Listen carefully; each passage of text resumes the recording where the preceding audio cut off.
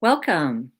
I'm Alice Alicia Jones, and today is another one of my Living Consciously videos. And I'm continuing with the messages from Mary's Message to the World by Annie Kirkwood. This is a book that came out in 1991. It came out as a bunch of prophecies that, fortunately, for the most part, have not come true. Many of them have come true, but the sinking of the individual continents and the rising of other continents has not come true. But what we're going to concentrate on is your essential life being spirit. I can remember myself when I was told to turn on the television at 9 o'clock in the morning, and it was to watch the Phil Donahue show. And at that time, I was recuperating from a septoplasty, where the inner part of my nose had to be operated on. My septum, I had a deviated septum that needed straightening. So I was in bed. I had to stay in bed for 2 days. And all of a sudden, I heard my guide saying, "Turn on the Phil Donahue show." And I never watched morning TV or afternoon TV. And so I said, "No." And then I heard it louder, "Turn on the Phil Donahue show." And I said, "No." Then I heard this scream literally inside my head, "Turn on the Phil Donahue show." And so I did. And there was John Bradshaw. And he, as I turned on the show and it came into the screen came live, what he was saying is, "You are not a human with a spirit. You are spirit having a human experience." And for the first time on this planet, my life started to make sense to me. Before those words were spoken, before I heard those words, and apparently that's a take on a 18th century French philosopher, that I literally felt like I was walking in a maze. I did not feel comfortable on this planet, and didn't literally felt like somehow or other I had been dropped down here and didn't quite know where I was. So the the things I'm going to cover today are things that I have learned over the years. And when I was encouraged to go back and reread Mary's Message to the World, I realized, that's why. Because this is part of who I am. These teachings are exactly what I believe in. So the first thing that this in this section that I wanted to cover is that Mary emphasized the emotions that kill the spirit. And what she said was fits of remorse, pangs of remorse, fits of anger, lecherous looks, jealousy, envy, fear, hatred, prejudice, rage. She said the body is filled with these emotions is sick physically, emotionally, and mentally. And I can absolutely attest to that because in the energy healing that I do, I know when a person is stuck in rage, I know how their body emotionally and energetically feels like. I can sense it in my hands, and I can sense it through other parts of my body. There are times where I have felt the energy of betrayal, and as such a sharp pain that literally felt that somebody was sticking a dagger through my heart or through my back. and the pain was so intense. But I made a deal with my guides and I said, let me feel what they're feeling, the emotions of the other person, for 5 to 10 seconds. That's all. I do not want to feel it any longer than that because effectively I don't have to. I know what it is that they're feeling like, and I know how to then help them. And by using the different types of energy healing that I use. So she also goes on with other attitudes that are, or items that are displeasing to God. She said, all wars, again, she reiterates fear, hunger, poverty, ignorance, idleness, abuses of any kind, discussions of who is right and who is wrong about heaven, God, or Jesus, procrastination, and laziness. So I looked at those and I thought, okay, I am really guilty of procrastination. So that is one thing that I absolutely have to work on.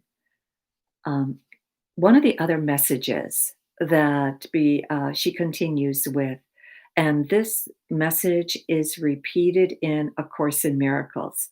She said, the message of dying on the cross, of her son dying on the cross, was that no matter what they did to your body, what they do to your body, you still live. And again, in A Course in Miracles, the voice that we credit is Jesus, says, it doesn't matter how they mutilated my body, they could not kill me. Because again, who I am, who you are, is spirit. That is the essential you. So you absolutely know that you can survive. You will survive, even if you give up this body. This body is simply a spacesuit. You change it for another spacesuit. In different planets, you look like a different being. My understanding is the body we occupy is called the Adam Kataman body. It is only a certain percentage of the beings in this universe. Um, I've heard 40%, I've heard 60%. So if you want to know what other bodies look like, the best thing to do is just go to the bar scene in Star Wars, and you will see a huge array of bodies from other beings, and they obviously have different names. So, but it kind of takes you where you need to go. She also wanted to reiterate that how do you live more than one lifetime at a time? Because one of the things that, if you study the evolution of the soul, you recognize that you are on this vibrational plane, the 3D, but you're also on other vibrational planes.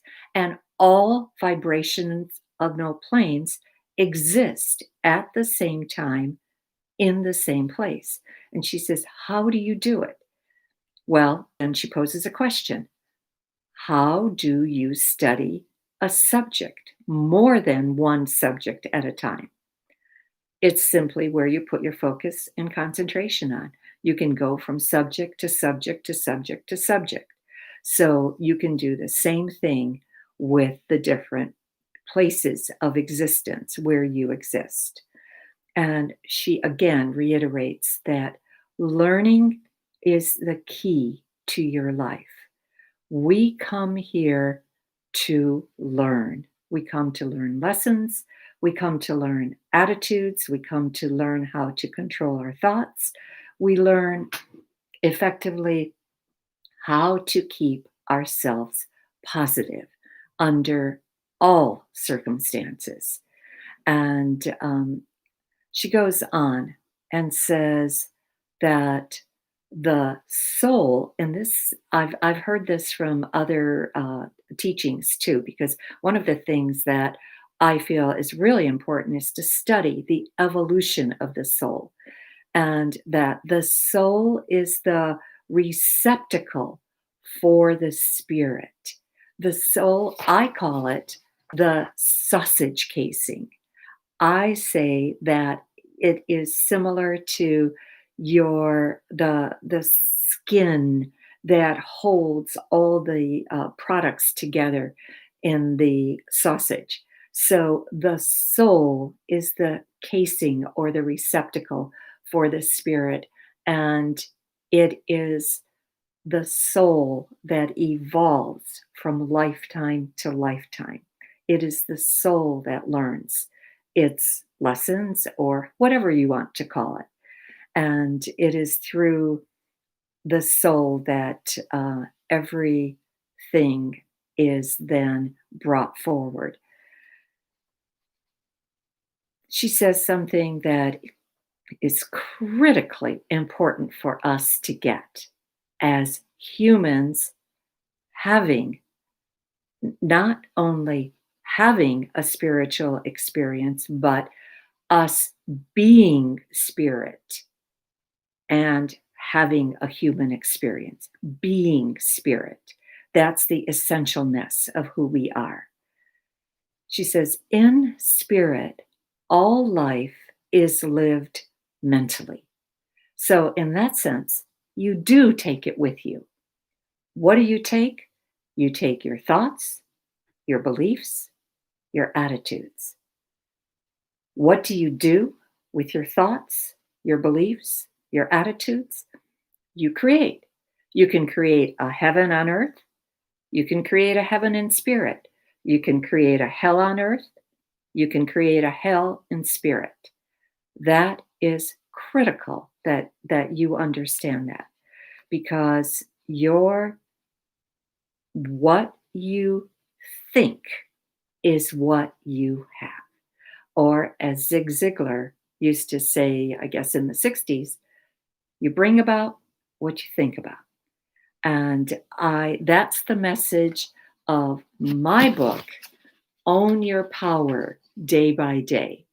I have every day have taken a different lesson out of my life book and taken and shared it with you so that you can also um, learn from the exercises that I went through to clear out the blockages in my different bodies, my emotional body, my mental body, and my physical body. So, effectively, and Own Your Power Day by Day can be found on Amazon.com. It can be found on my website, www.alicia, ALICJA, Jones.com. And I will personally autograph the book for you too. So, every single thing that you uh, think about in spirit, this is also critical that you get this, is instantly manifested in spirit. The difference between spirit world and our physical world on earth is that on earth you have a time lag. What is happening to you today might have been set in motion thousands of years ago, hundreds of millions of years ago, or yesterday. There is a time lag. So effectively, you may or may not be recognize that you had anything to do with what you have experienced. In spirit, you think it, you got it. You think it, it's there. You think it, you bring it. It's it exists. And this is one of the reasons why souls literally line up in order to come to earth. They want, I guess, and my understanding is a break from their own creations or miscreations. So they recognize how great the the experience is on earth. And effectively, the only thing that the last thing I wanted to leave you with was that she says, Mary says that everything can be improved. Everything you experience can be improved through education, through exercising your talents, and through prayer. And prayer is where we're going to go to next. On Friday, I will talk about the different types of prayer that she talks about, and and the importance of prayer. So I will see you then. I so thank you for watching, and I am thrilled to do this, and I will see you again on Friday. In the event any of you are interested in Reiki, I do teach Reiki every month. My schedule is on my website, so you can go there and find more about that. Thank you.